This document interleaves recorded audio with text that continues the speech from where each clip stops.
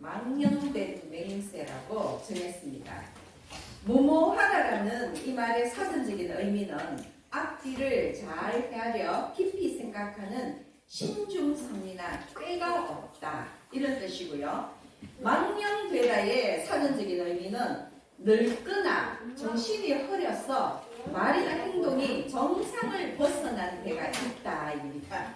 그러니까 망령되다라는 이 말이 좀 더 어감이 강하지요. 의미도 그렇습니다. 망령이라는 이 말 자체가 헛되고 거짓된 흥이라는 뜻입니다. 그러므로 오늘 우리가 본문 말씀을 읽었는데 이곳에 나오는 사울의 맹세는 단순히 그가 신중하지 못하거나 꾀가 없었으라기보다는 그의 정신이 거짓되고 공허하며 타락한 것으로 보아야 하는 것입니다. 그래서 사울의 맹세를 두고 오늘 말씀을 전하고자 할 때에 무모한 맹세라는 제목보다는 망령된 맹세로 보아야 옳을 것이라고 생각했습니다. 그것은 곧 맹세의 응답자이신 하나님의 이름을 망령되게 하는 것이기 때문입니다. 하나님을 모독하는 것입니다. 십계명의 제3계명을 보면 너는 내 하나님의 이름을 망령되이 일컫지 말라고 했지요. 그러나 오늘 이러한 사울의 그 맹세는 바로 하나님을 모독하는, 하나님의 이름을 망령되이 일컫는 그런 맹세라는 것을 먼저 여러분들에게 말씀을 드립니다. 그렇다면 사울은 하나님께 무엇을 맹세했습니까? 오늘 본문에 나와 있지만 이 상황을 우리가 조금은 짚어봐야 하는데요. 사울은 지금 3,000명의 정예병을 데리고 블레셋과 전쟁 중에 있습니다. 2,000명의 사람은 사울이 거느리고 1,000명, 1,000명은 아들 요나단이 거느리고 블레셋과 대치 중인데요. 블레셋은 무려 병거가 3만이요 마병이 6천이요 백성은 해변에 모래같이 많았다고 성경은 기록하고 있습니다. 그야말로 수적으로는 상대가 되지 않습니다. 사울이 3,000명의 정예병을 이끌고 갔다 하지만 그들의 수는 해변에 모래같이 많았다고 하니까 수적으로 상대가 되지 않는 것입니다. 그런데 그뿐만 아니라 당시 이스라엘의 상황은 얼마나 처참했느냐 하면 사울과 그 아들 요나단 외에는 제대로 된 무기를 가진 자가 없었다는 것입니다. 그렇다면 그를 따라간 백성들은 농기구를 들고 전쟁터로 나갔다는 것을 짐작할 수 있는 것입니다. 백성들은 농기구를 들고 갔는데 블레셋은 병거와 마병으로 무장을 했으니 이번 전쟁의 승패는 뻔한 것 아닙니까? 그래서 말씀을 보면요, 이스라엘 사람들이 호기롭게 갔다가 블레셋 군을 보고는 불과 수풀과 바리틈과 은밀한 곳과 웅덩이에 숨어서 떨고 있었다고 말씀을 기록하고 있습니다. 정말 하나님을 믿고 갔지만 눈앞에 마주한 적군의 상태는 그들이 감히 넘볼 수 있는 그런 자들이 아니었다는 것입니다. 그래서 전쟁을 하러 온 자들이 두려움에 떨면서 생명의 위협을 느끼고 여기저기 흩어져 버리니까 이제 사울은 마음이 급해졌습니다. 그래서 자신이 아직도 오지 않은 사무엘 선지자를 끝까지 기다리지 않은 채 하나님께 번제를 드리는 것입니다. 이스라엘은요, 전쟁 전에 제사를 드립니다. 왜냐하면 이 전쟁에 대한 승인을 받는 것입니다. 전쟁은 여호와께 속한 것이라는 믿음이 있기 때문에, 이 전쟁은 하나님께서 관장하신다는 그 믿음이 있기 때문에 먼저 제사를 올려드려서 하나님께 간구하고 하나님의 도움을 구하는 것입니다. 그러나 여러분, 제사를 집례하는 자는 누구여야만 합니까? 제사장이어야만 한다는 것입니다. 사울이 비록 왕이라 할지라도 제사는 제사장인 사무엘이 직접 해야 하는데 백성들이 동요를 하자 사울은 급한 마음에 사무엘을 기다리지 못하고 스스로 번제를 드린 것입니다. 이것은 우리가 알다시피 심각한 죄악입니다. 지금 구약의 시대라는 것을 기억하십시오. 하나님의 율법을 어겼습니다. 그런데 이것은요, 사울의 왕위가 다윗에게로 넘어가는 계기가 되어버렸습니다. 사무엘상 13장 13절을 보면 사무엘을 기다리지 못하고 스스로 번제를 드린 사울을 향하여서 이렇게 이야기합니다. 사무엘이 사울에게 이르되 왕이 망령되이 행하였도다. 왕이 왕의 하나님 여호와께서 왕에게 내리신 명령을 지키지 아니하였도다. 그리하였더라면 여호와께서 이스라엘 위에 왕의 나라를 영원히 세우셨을 것이거늘 지금은 왕의 나라가 길지 못할 것이라. 여러분, 사무엘이 드려야 하는 이 제사를 사울이 드렸다는 것, 어찌 보면 아무것도 아닌 것 같지만 이것은 하나님의 율법을 어긴 행위였기 때문에 결국에 이 사울의 왕위가 끝이 나버리는 그런 두려운 일이 되어버린 것입니다. 사울이 자신의 본분을 망각한 채 하나님의 명령을 어긴 것을 지금 사무엘은 망령되이 행하였다고 질책하고 있습니다. 그리고 그 불순종의 대가가 사울 왕조가 끊어지는 것입니다. 그리고요, 지금 이 혼란한 틈에 처음 사울은 3,000명의 정예병을 데리고 블레셋과 대치하고 있었지만 나머지들은 다 흩어져 버리고 지금 사울 곁에는 겨우 600명 정도만 남아 있었습니다. 블레셋이 이 모습을 보니까 얼마나 가소로웠겠습니까? 그들은 이스라엘을 상대로 전면전을 벌일 필요성조차 느끼지 못한 채 그저 선발대를 뽑아서 세 부대로 나누었어요. 이 이스라엘 군대를 중심으로 북쪽, 서쪽, 동쪽으로 보냅니다. 즉 이들을 포위해서 한꺼번에 완전히 무너뜨리겠다는 그러한 전략을 짠 것입니다. 그런데 이때에 사울의 아들 요나단이 용감하게 적진을 파고듭니다. 정말 바람 앞에 등불과 같은 그런 처지였지만 이 요나단은 사무엘상 14장 6절을 보면요, 요나단이 자기의 무기를 든 소년에게 이르되 우리가 이 할례받지 않은 자들에게로 건너가자. 여호와께서 우리를 위하여 일하실까 하노라. 여호와의 구원은 사람이 많고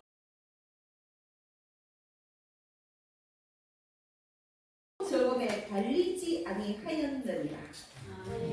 여러분, 이 전쟁의 상태가 수에 많고 적음에 있지 아니하다는 것을 요나단은 믿음으로 알고 있었습니다. 그래서 하나님께서 우리를 어떻게 구원하시는지 보자 하거든요.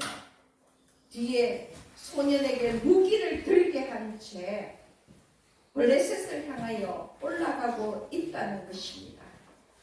요나단은 그 믿음대로 순적인 열쇠에도 불구하고 하나님의 도심을 믿고 블레셋을 공격한 것입니다. 그런데 중요한 것은 요나단은 지금 몰래 숨어 들어가거나 밤에 급습한 것이 아니라는 것입니다. 지금 요나단은 밝은 대낮에 블레셋 군사와 정면으로 싸운 것입니다. 그리고 그 자리에서 블레셋 군사를 20명 가량을 죽입니다. 여러분, 지금 요나단은 이 블레셋과의 전쟁에 그 승리의 교두보 역할을 한 것입니다. 정말 두렵고 떨리는 그런 마음이 있지만 그러나 하나님을 믿고 어찌 보면 당신으로 그 적진을 향하여 가서 블레셋 군사 20명 가량을 죽인 것입니다. 그리고 이때에 하나님이 지진까지 일으키시사 당연한 것 아닙니까? 요나단의 믿음에 대한 보답을 하신 것입니다. 하나님이 지진까지 일으켰습니다. 그러자 블레셋 진영에 큰 혼란이 일어나고요. 마침내 이 혼란 속에서 자기들끼리 칼로 치는 그런 일이 일어난 것입니다. 그리고 이 혼란한 틈을 타서 통해서 이스라엘은 큰 승리를 거둘 수 있게 되었습니다. 하나님의 전적인 도우심 덕분이었습니다. 그런데 이후에 어떤 일이 일어났습니까? 바로 이후에 이어지는 상황이 오늘 본문 말씀입니다. 큰 전쟁을 치르고 난 후에 백성들 모두가 엄청나게 지치고 굶주린 상황입니다. 그런데 사울이 이때 백성들에게 맹세를 시킵니다. 24절을 보면요, 이는 사울이 백성에게 맹세시켜 경계하여 이르기를 저녁 곧 내가 내 원수에게 보복하는 때까지 아무 음식물이든지 먹는 사람은 저주를 받을지어다 하였습니다. 여러분, 너무 어이없지 않습니까? 큰 전쟁 끝에 지치고 굶주린 자들에게 아무것도 먹지 말라는 것이 말이 됩니까? 오히려 충분히 쉬면서 먹고 재준비를 해야 하지 않습니까? 사울이 왜 이렇게 잘못된 생각을 했을까요? 지금 그는 전쟁의 승리감에 도취되어 있었다는 것입니다. 처음 그들이 맞닥뜨린 블레셋 군대를 생각해 보십시오. 병거와 마병과 백성들의 수는 해변에 모래같이 많았습니다. 그런데 결국에 그들이 승리했습니다. 물론 요나단의 믿음으로 승리의 교도의 역할을 한 것이 있지만 하나님께서 이스라엘을 도와서 승리하게 하셨습니다. 그 승리는 이스라엘의 승리요 하나님의 승리입니다. 그 사울 자신의 개인적인 승리가 아니라는 것입니다. 그런데 사울은 지금 전쟁의 승리감에 도취되어 있었어. 이 여세를 몰아서 저녁 때까지 전쟁을 완전히 마무리하겠다는 생각뿐이었습니다. 그러니 여러분, 밥을 먹는 시간까지도 아꼈어. 빨리 전쟁을 끝내고자 하는 그런 급한 마음이 생겼던 것입니다. 만약 사울이 이 전쟁의 승리가 전적으로 하나님의 도우심 때문이라고 생각했다면 그는 이렇게 헛된 맹세를 하지 않았을 것입니다. 그는 지금 자신의 명예와 분명심을 위해서 아주 교만하고 이기적인 생각에 취해 있었던 것입니다. 이 승리가 하나님의 도우심이라기보다는 뭔가 자신의 만족과 명예의 욕을 높이는 승리라고 생각했던 것입니다. 그래서 그는 백성의 고통을 생각하지 않았습니다. 이 전쟁이 이스라엘을 구원하겠다는 하나님의 섭리에 따른 전쟁이라고 생각을 했다면, 그리고 오직 하나님의 영광만이 목적이었다면 지금 사울은 하나님께 감사하면서 지친 병사들을 위로하고 사기를 북돋워 주었을 것입니다. 그러나 앞서 말씀드린 대로 사울은 자신을 드러내고자 하는 이기적인 욕심에 빠져서 망령된 맹세를 하였고요. 결국에 사단이 나고 말았습니다.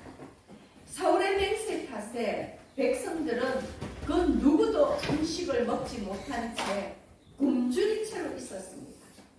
숲을 속에 들어가니 땅에 꿀이 흐르고 있었습니다.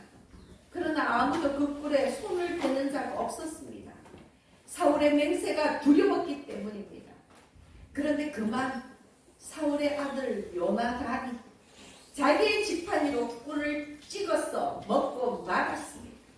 요나단은 사울의 맹세를 알지 못했기 때문입니다. 사울이 백성들을 향하여 맹세하는 그 순간 요나단은 그곳에 없었기 때문입니다. 그래서 요나단은 아버지의 그 맹세를 알지 못하고 땅에 흐르는 그 꿀을 찍어 먹고 만 것입니다. 사울의 맹세대로라면 요나단은 마땅히 저주를 받아야 합니다. 맹세의 부작용은요, 그뿐만이 아닙니다. 지금 이 위험이 요나단에게까지만 미친 것이 아니라 바로 그날 이 사울이 백성들을 재촉하여서 도망하는 블레셋 군대를 30km나 출격해서 블레셋의 경계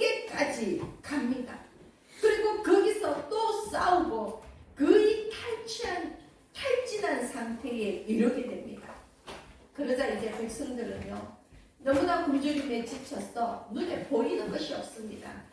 그들은 블레셋에게서 탈취한 물건들을 먹기 시작합니다. 32절 말씀을 보면 양과 소와 송아지들을 끌어다가 그것을 땅에서 잡아 핏째 먹었다고 합니다.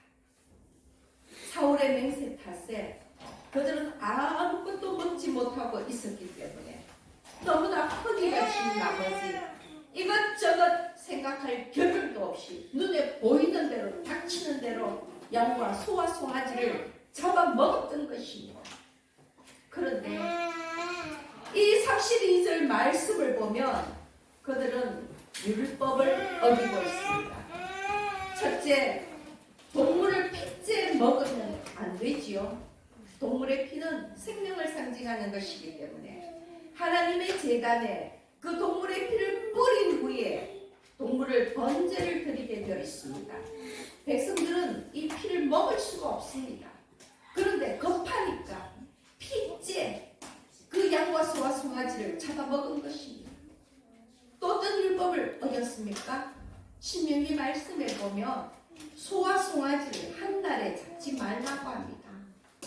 대체로 그 암소와 송아지, 여러분 부모와 자식 간의 관계에 있는 그 소와 송아지는 비록 하나님께 드리는 제물이라 할지라도 한 날에 잡지 못하게끔 규례로 정하고 있다는 것입니다.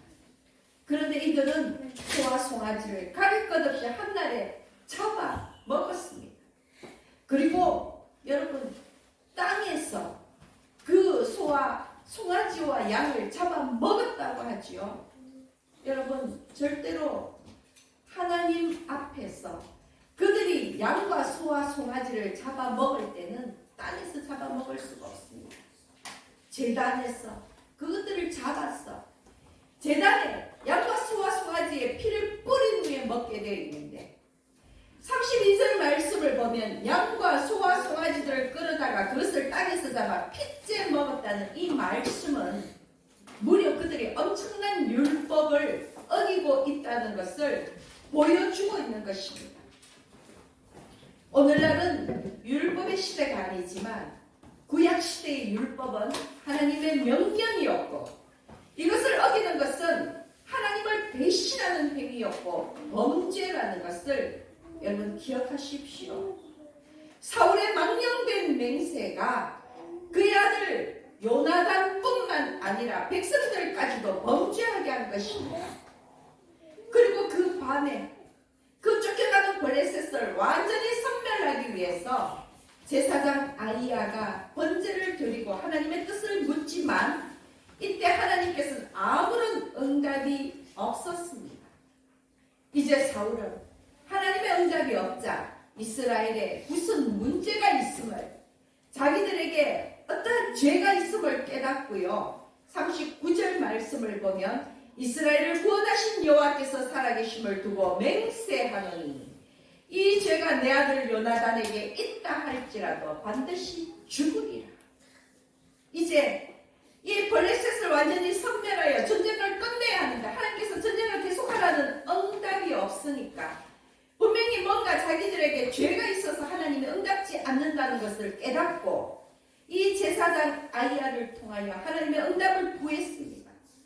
여러분, 그러나 아무런 응답이 없자 지금 이 사울은 그 죄가 내 아들 요나단에게 있다 할지라도 반드시 죽으리라고 선포를 하는 것입니다.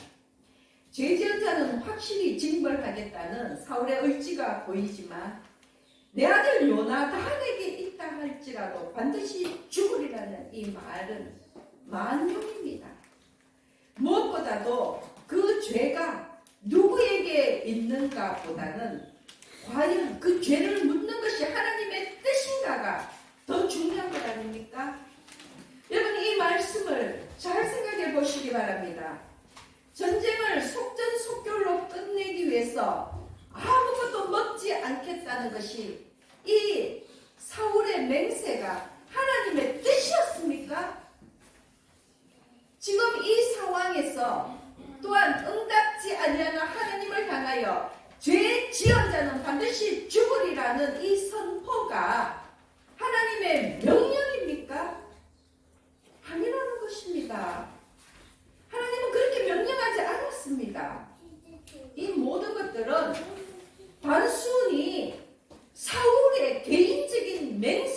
것입니다.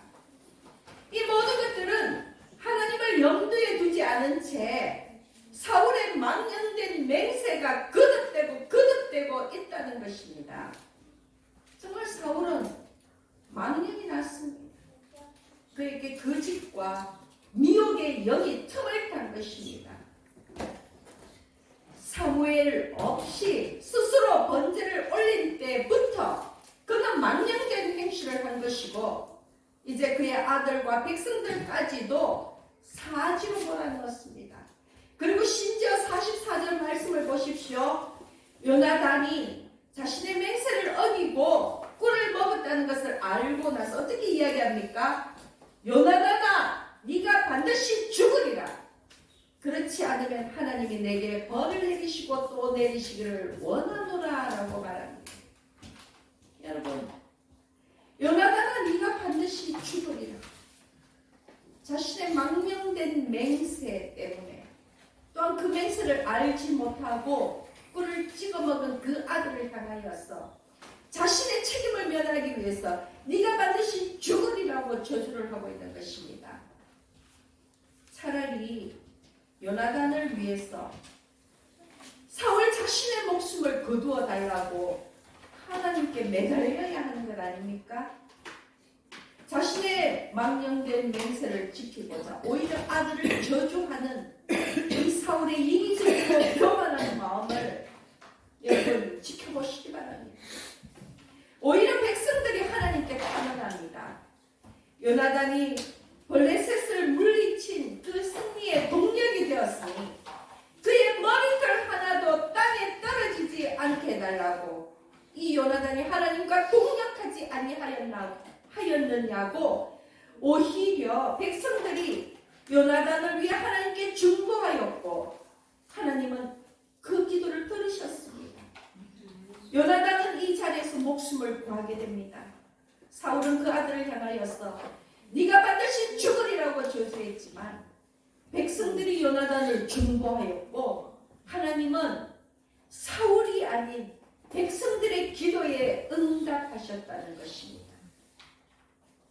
그런데 여러분, 더 두려운 것은 사울의 망령된 맹세의 결과가 여기서 끝이 아니라는 것입니다.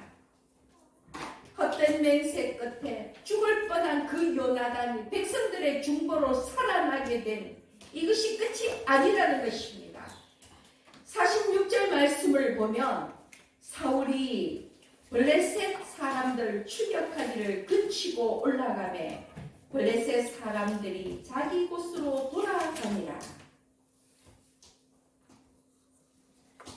얼핏 보면 이제 모든 전쟁의 상황이 끝이 나고 해피엔딩인 것 같지만 왜냐하면 침공해온 블레셋이 쫓겨가 버렸기 때문에 이것이 해피엔딩인 것 같지만 그러나 여러분 이 9절, 이 46절 말씀은 오히려 더 큰 비극의 원인이 되었다는 것입니다. 사울은 요나단의 범죄로 인해 하나님의 응답이 없었음을 알았고요. 그리고 뒤늦게 음식을 금지한 자신의 명령과 맹세가 얼마나 무모하고 경솔한지를 깨달았습니다. 그리고 그 여파로 아마 크게 상심하였을 것입니다. 그래서 그는 이제 더 이상 블레셋을 추격하지 않고 추격할 그 마음의 용기를 잃어버린 것입니다. 이제 사울은 자신의 고향이자 이스라엘 통치의 중심지인 기브아로 되돌아갔다는 것입니다. 그런데 이것이 비극의 원인이라는 것이죠. 여러분, 우리 유초동부 어린이에게 한 번 더 물어볼까요? 저번에 아주 지혜로운 대답을 하였는데 우리 유초동부 어린이들이 만약에 사울이라면 끝까지 블레셋을 추격하여 완전히 진멸해야 할까요? 아니면 포기하고 고향으로 돌아가야 할까요? 제가 만약에 사울이면 한번 생각해 보세요. 돌아가야 돌아갔을 것 같습니까?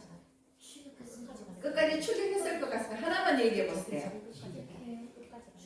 예, 지금 대세는 끝까지 추격하는 것이래요. 추격해서 더 죽여버려요. 예, 추격해야지. 완전히 블레셋을 진멸해야 하죠. 왜냐하면 그것이 하나님의 뜻이기 때문입니다. 그런데 이 하나님의 무응답이 요나단의 실수 때문이라는 게 밝혀졌지만, 그 죄가 밝혀졌지만 하나님이 요나단의 죄를 용서하셨지요. 요나단을 살리셨지요. 그렇다면 의기소침해서 고향으로 돌아가는 것이 아니라 다시 한번 힘을 내어서 하나님을 의지하고 자신들 쳐들어온 이 블레셋을 끝까지 추격해서 전쟁은 여호와께 속한 것임을 증명해야 되는 것 아닙니까? 지금 블레셋 경계까지 추격했는데요.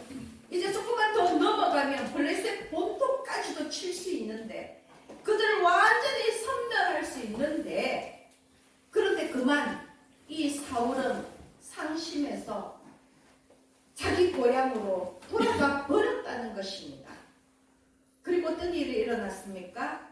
이스라엘이 추격을 단념하고 본토로 돌아가 버리자 블레셋은 다시 세력을 확장해서 이 다음에 이스라엘을 다시 침공해 들어왔다는 것입니다. 만약에 그때 사울이 그들을 진멸시켰다면 재차 침공해 올 일이 없었는데, 그들이 그 블레셋 추격하는 것을 포기해버렸기 때문에 블레셋은 이 다음에 다시금 세력을 모아서 이스라엘에 쳐 들어온 것입니다. 이때 이미 사무엘은 죽었고요. 사울은 블레셋 군대가 쳐들어오자 또 두려운 마음으로 신접한 여인을 찾게 됩니다. 신접한 여인, 우리 식으로 얘기하면 점쟁이지요. 하나님이 세우신 왕이 하나님을 의뢰하는 것이 아니라 점쟁이를 의지한 것입니다. 의지할 사무엘이 죽고 없었기 때문에 그는 점쟁이를 찾아간 것입니다. 그런데 사울이 집권 초기에 하나님께서 그를 왕으로 세우시자, 그 당시 사울은 어땠느냐 하면 하나님의 율법을 철저히 지켜서 신접한 자와 박수를 이스라엘 땅에서, 점쟁이 무당들을 이스라엘 땅에서 다 쫓아내어 버렸습니다. 그런데 이제 지금 그는 오히려 다시 신접한 자를 찾고 있다는 것입니다.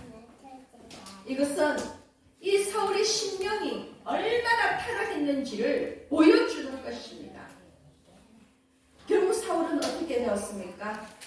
블레셋이 재차 침공해오자 사울뿐만이 아니라 그의 아들 요나단까지도 죽게 됩니다. 여러분, 사울은 길보아 전투에서 자결을 하고요. 그의 세 아들 요나단과 아비나답과 밀기수아까지도 같은 날 죽게 됩니다. 사울은 물론 그 세 아들까지도 같은 날 블레셋의 공격으로 다 죽어버리게 된 것입니다. 이 모든 것들이 엄격하게 이야기하면 사울의 망령된 맹세의 결과라는 것입니다. 더 본질적으로는 그의 심령이 미혹되어 타락했기 때문입니다. 오직 여호와의 영광만을 바라보아야 하는데 자신의 명예와 공명심에 취해서 살았기 때문에 이런 결과가, 망령된 맹세를 통하여 결국 그가 내뱉은 그 선포의 결과가 자신의 죽음은 물론 세 아들의 죽음까지 이어졌고 사울 왕조가 끊어지는 그러한 역사적인 결과가 도래했다는 것입니다. 안타깝게도 사울은 천 마음을 잃었습니다. 오늘 우리 강주희 집사님이 기도하실 때 정말로 이 천 마음을 기억해달라는 기도를 하셨지요. 여러분, 사사 시대가 끝이 나고 이스라엘의 첫 왕이 세워질 때에 하나님은 사울을 이스라엘의 왕으로 선택하셨습니다. 사무엘상 9장 2절 말씀을 보면 베냐민 지파의 기스라 이름하는 유력한 사람에게 아들이 있으니 그의 이름은 사울이요 준수한 소년이라. 이스라엘 자손 중에 그보다 더 준수한 자가 없고 키는 모든 백성보다 어깨 위만큼 더 컸더라. 여러분, 이 말씀이 나타내는 바는 소위 사울은 유력한 가문에 훌륭한 풍채와 몸가짐을 가졌다는 것입니다. 그는 외적으로 이스라엘의 왕으로 부족할 것 없는 그런 자라는 것입니다. 심지어 이스라엘 백성들이 사울의 외모에 마음을 빼앗길 정도로 그는 준수한 청년이라는 기록이 있습니다. 그런데 사무엘이 사무엘상 9장 20절에서 온 이스라엘이 사모하는 자가 누구냐? 너와 네 아버지의 온 집이 아니냐라고 사울에게 이야기하자 이때 사울이 어떻게 대답했는지 아십니까? 21절 말씀을 보면요. 나는 이스라엘 지파의 가장 작은 지파 베냐민 사람이 아니니까 또 나의 가족은 베냐민 지파 모든 가족 중에 가장 미약하지 아니하니까 당신이 어찌하여 내게 이같이 말씀하시나이까 라고 대답했습니다. 여러분, 이것이 사울의 첫 마음이라는 것입니다. 외적으로나 가문으로나 이스라엘 왕으로 부족함이 없는 그런 준수한 청년이었지만 그때 사무엘 앞에서 사울이 내뱉은 말은 자기는 가장 작은 지파 베냐민 사람, 자기 가족은 베냐민 지파 중에서도 가장 미약한 자라고, 그런데 내가 어찌 이스라엘의 왕이 되겠느냐고. 여러분, 그의 대답은 아주 솔직하고 겸손한 대답이었다는 것입니다. 이것이 그의 첫 마음이었습니다. 그랬던 그가 하나님의 규례를 어기고 제사장 대신 번제를 드리고 입으로 만년된 맹세를 하고 신접한 여인까지 찾아가는 그런 타락한 삶으로까지 이어졌다는 것입니다. 그리고 결국은 자결이라는 수치스러운 죽음을 선택하고 그의 세 아들은 죽고 그리고 사울 왕위는 끝이 났습니다. 그의 첫 마음, 겸손한 정직한 그의 그 첫 마음을 잃어버렸기 때문이 아니겠습니까? 그가 첫 마음을 끝까지 간직했더라면, 오직 하나님의 영광만을 위해 살았더라면, 전적으로 하나님만을 의지했더라면 그의 인생의 결과는, 이스라엘의 역사는 분명히 달라졌을 것입니다. 여러분, 오늘 사울의 이야기가 여러분의 신앙과 삶의 교훈이 되기를 소망합니다. 하나님 앞에서 정직하십시오. 하나님 앞에서 겸손하십시오. 그리고 우리 모두가 정말 구원의 하나님을 처음 만나던 날, 죄인이었던 나에게 하나님의 자녀된 권세를 허락하신 그 날의 모습, 그 첫 기쁨과 감사를 기억해야 합니다. 연약하고 보잘것 없었던 나를 이렇게까지 이끌어 주시고 인도해 주신 하나님의 그 은혜를 잊지 않아야 합니다. 오늘 나의 나됨이, 나의 자랑이 오직 예수 그리스도로 말미암은 은혜라는 것을 고백하는 여러분 되시기를 바랍니다. 세상의 명예와 이기적인 욕심에 사로잡혀서 하나님의 뜻을 분별하지 못하고 망령된 행실을 저지르지 않도록 날마다 통회하고 자복하시기를 원합니다. 또한 헛된 맹세로 인해서 나와 나의 가족과 교회를, 우리의 공동체를 위험에 빠뜨리지 않도록 경계하시기 바랍니다. 사탄이 틈을 타지 아니하도록 여러분 그 마음에 그 문에 빗장을 채우시기를 바랍니다.